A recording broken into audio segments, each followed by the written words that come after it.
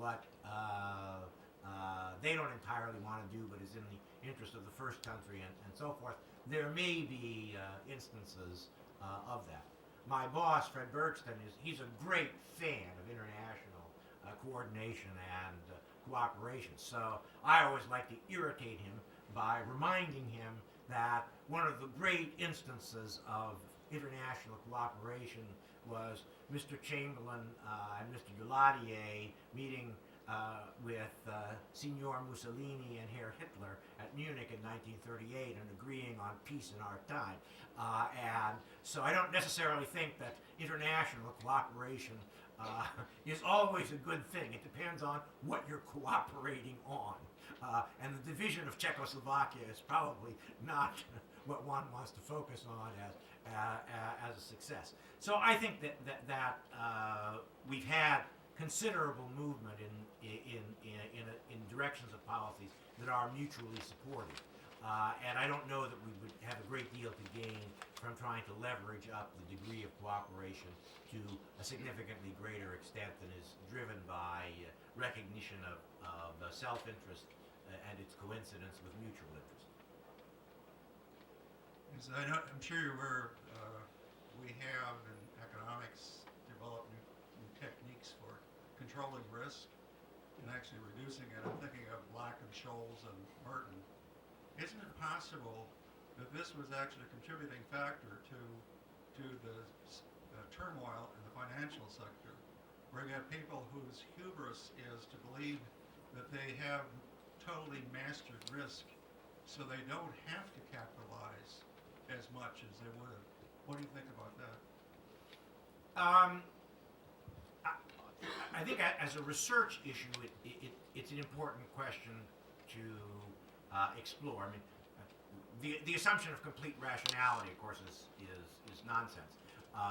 So no doubt there are instances of collective irrationality.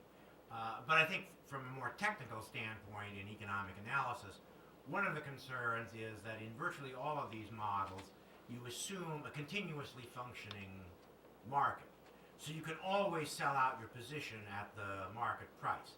And indeed, there's a quite interesting article that Mert Miller and Fisher Black, who's been dead now for a number of years, and Bob Merton wrote 30 years ago or more on deposit insurance. And they explained how it was possible essentially to get by with no deposit insurance. But that was in a model in which the value of bank assets evolved in accord with Brownian motion. So it's a continuous variable and assumed to be continuously observable. And so you could always step in and intervene and close the bank and sell its assets as it crossed the line between solvency and insolvency. The problem is you can't really implement that strategy because the value of bank assets is not continuously observable, and you cannot, in fact, step in and sell them out just as they cross the line. That was, I think, part of AIG's problem, that before the central management told the financial products guys, we have to sell you out, they were already so deep underwater that there was no escape. And the concern is that when everybody in the market says, well, I'll be able to avoid the problem by selling out just before the crisis descends into chaos, then that model may not be consistent across the set of actors as a whole.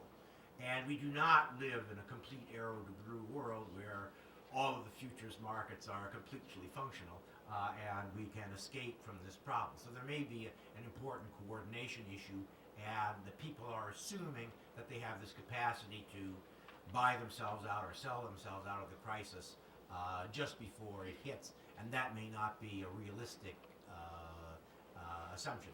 It was very clear in the LTCM business that, I mean, I talked to Myron and others, that what they were most surprised about was the way in which so many of their investments turned to crap simultaneously. They thought that these risks had a much greater degree of statistical independence than they had in fact, and after the Russian default and other turbulence, sort of all of their bets began to turn adverse, or most of them began to turn adverse at the same time, and they just had not realized the potential for that to happen. So I think it's an issue that requires much more serious thought. As I said, I think a key element of protection against that is to say, no, you need to hold a lot of capital because we don't entirely trust you.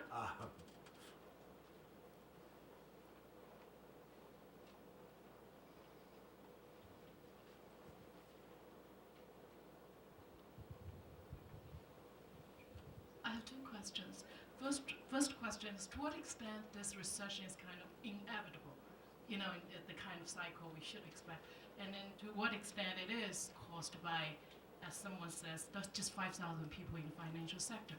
If that's the two, if that there's any grain of truth to that later statement, what we're doing, are we doing enough? Are we doing actually the right things to actually prevent similar things from happening in the future? And the second question is, a lot of this unemployment, laid off people, the jobs that we've seen lost, what percentage will actually return to the United States?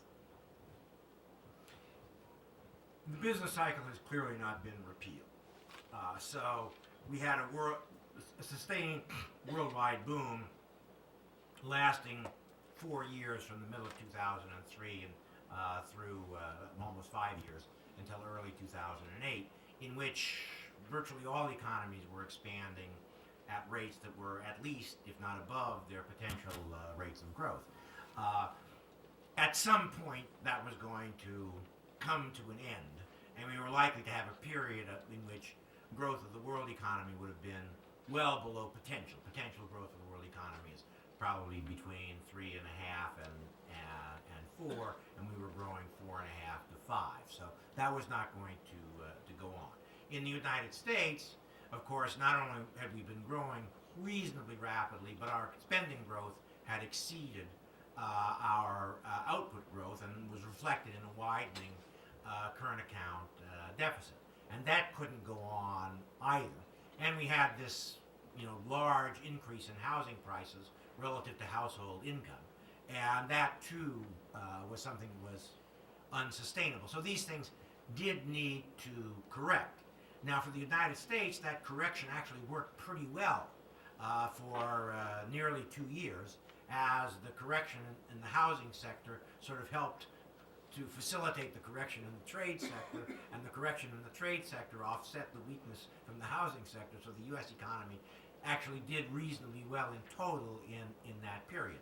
But the coordination between the U.S. and the rest of the world was never going to work perfectly, so there was always this danger that if they began to slow down at the same time we were slowing down, then it would add to it and produce something more like a global recession. If what we were seeing is global growth now slowing to 2.5% or something like that, I would say, well, that's sort of a normal correction that we reasonably ought to expect. However, having global growth go below 2% and indeed probably go below 0, that's unusual, and one would hope is something that could have been better avoided. Not entirely avoided, but could have been cushioned so it isn't such a large loss of output and employment and so forth. These types of crises are very expensive in terms of their cumulative output loss. And the objective can never be to eliminate them. That's simply a mistake. One of the worries about policy is that if you try too hard to take out all the small bumps, you may succeed to some extent in doing so at the expense of tending to produce a really big bump. So the effort to cushion the 2001 recession, which involved very aggressive use of monetary policy and then keeping interest rates low in order to stimulate the recovery, that did succeed, I think, in cushioning the recession and in producing at least greater impetus to the recovery, but it helped build up the bubble. And ultimately, if you do that enough and you persuade people enough, it's really safe out there, then they begin to take on risks up to the point where it's not really safe. And that's, I think, one of the worries that if we expand the financial safety net, so we say it's not only banks, it's investment banks, it's insurance companies, it's what have you, and not only do we have a lender of last resort who's prepared to lend large amounts of money on good collateral, we've got an investor of last resort who's prepared to pump in equity capital and absorb losses, and we broaden that type of safety net in the effort to cushion the recession. Well, people are going to say, since that's around, I can afford to take more risk. And ultimately, the situation you'll produce is people will take more risk, and they'll take more and more risk until you produce a crisis that's so big you can't bail them out. And there is some danger that we may have been in that business. Let's say we may have lulled people into a false sense of security about their investments because we've had such relatively aggressive interventions in order to deal with the more minor economic downturns and periods of stress, and that has encouraged them to think that the protection will always be there. You know, there's a literature on how it is that all the safety improvements for automobiles with airbags and seat belts and so forth, you know, it helps the drivers, but it's not good for the pedestrians.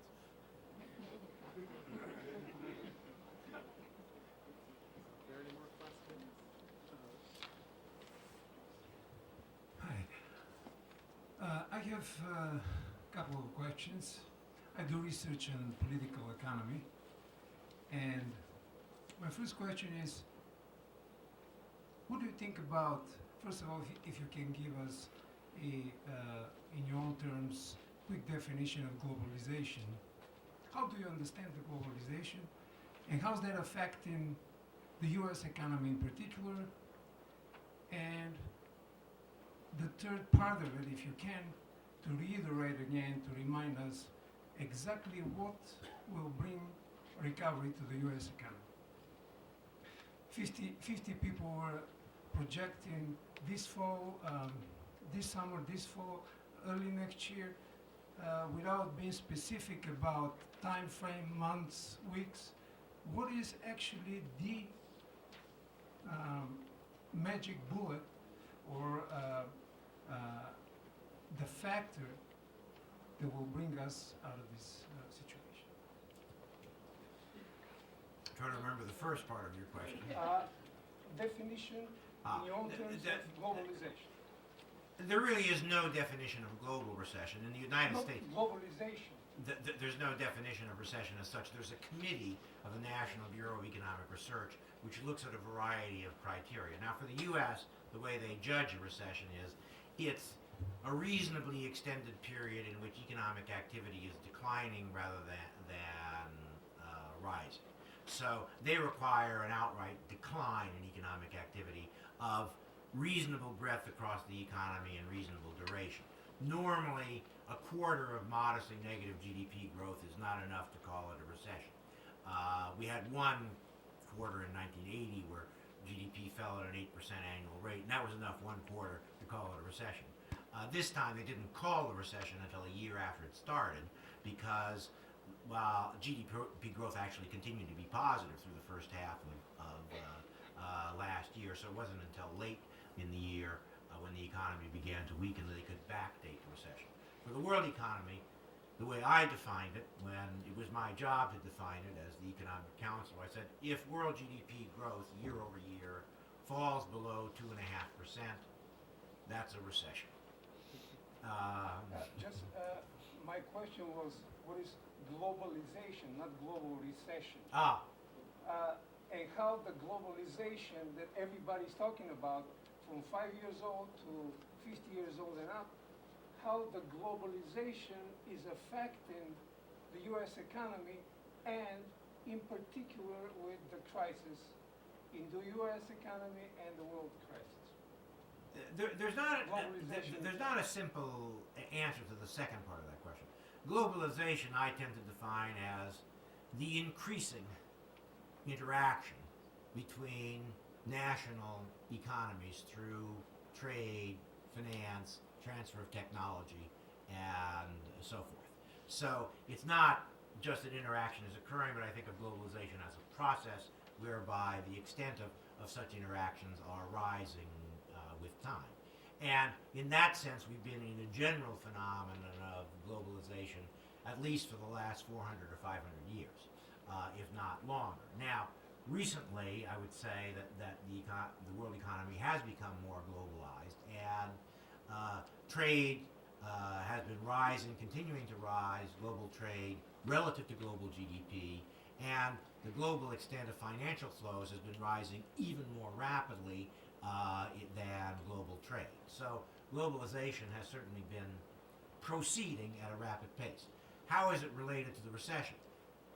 Complicated. Undoubtedly, what we saw last fall was an interaction in which declines in economic activity and industrial production in one part of the world were contributing to declines in the rest of the world. So there we saw the interaction producing a mutually reinforcing decline in trade and economic activity.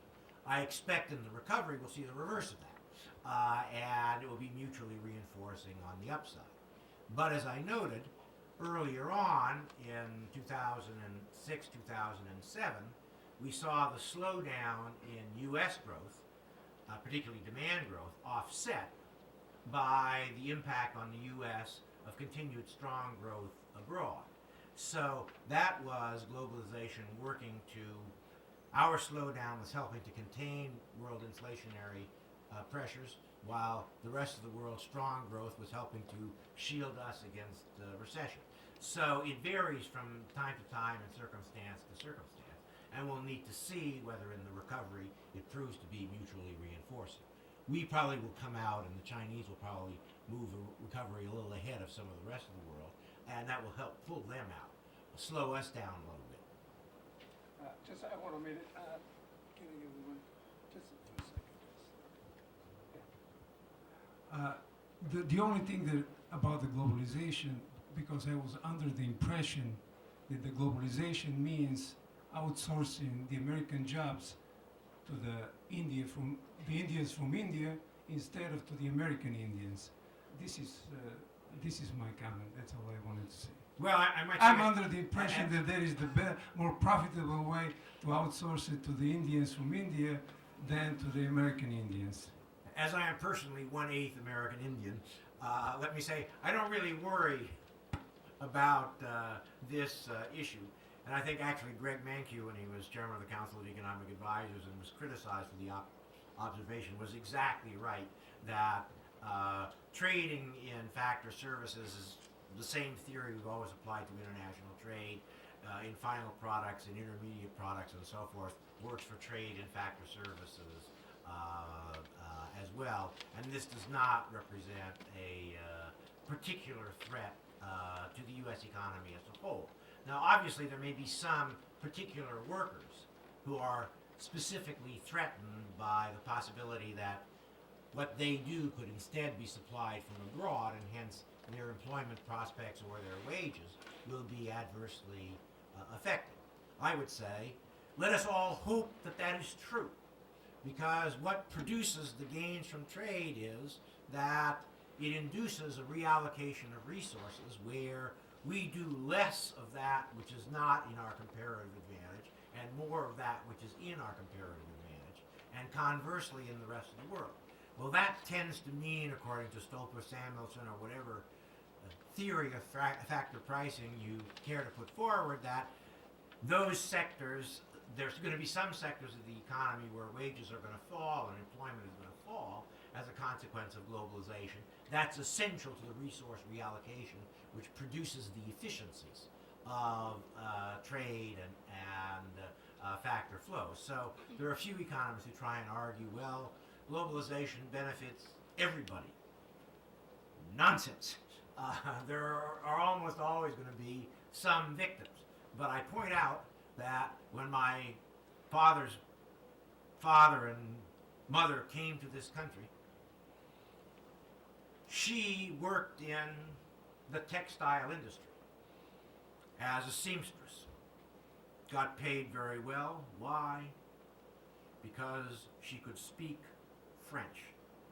And the fashion houses in New York all had French designers, and they wanted to have seamstresses that they could curse at in French. And my grandmother had that capability. My grandfather was a vegetable cook at the Waldorf Astoria, having his old trade in Europe having disappeared. And why was that? Well, again, he could speak French, and the French cooks wanted to be able to yell at their assistants in French as well. Well, I don't speak French, and I'm neither a seamstress nor a vegetable cook.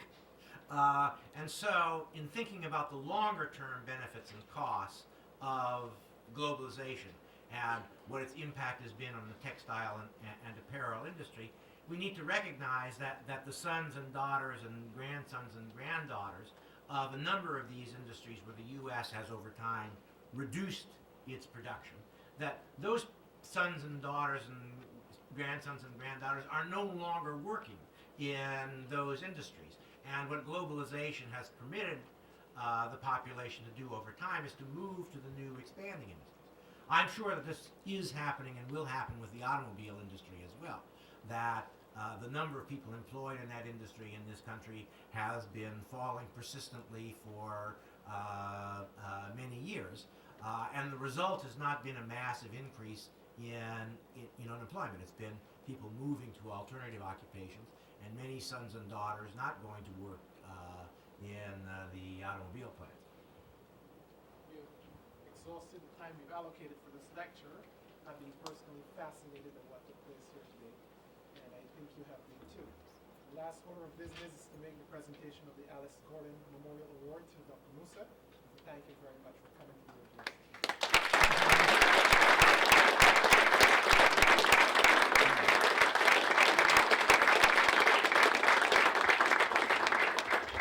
Please remember, as we thank Dr. Mussa, that we will be having a reception outside, coffee, cookies, punch, and whatever.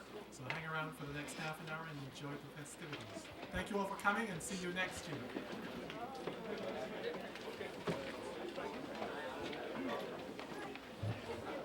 Sure, why not? Yes, might as well. Film was cheap.